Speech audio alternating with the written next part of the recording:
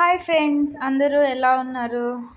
నేనైతే బాగున్నాను. శ్రావణ మాసం స్టార్ట్ అయింది కదా. శ్రావణ మాసంలో జ్యోతిర్లింగాలు దర్శించుకుంటే చాలా మంచిదంట.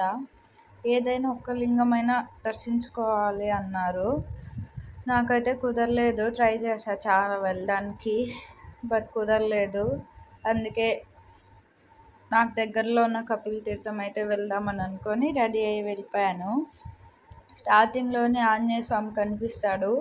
ఇంకా లోపలికి వెళ్ళి చూడగానే వాటర్ ఫాల్, కోనేరు. ఆ వాటర్ ఫాల్ని, కోనేరుని చూస్తుంటే వెళ్ళి తడవాలనిపించింది. కానీ స్పేర్గా డ్రెస్ తెచ్చుకోలేదు, అందుకే వెళ్ళలేదు. నాకు ఆ ఛాన్స్ లేదు. కోనేరు పక్కన కొంచెం పైన నరసింహస్వామి ఉన్నాడు. ఆ స్వామిని దర్శించుకున్న.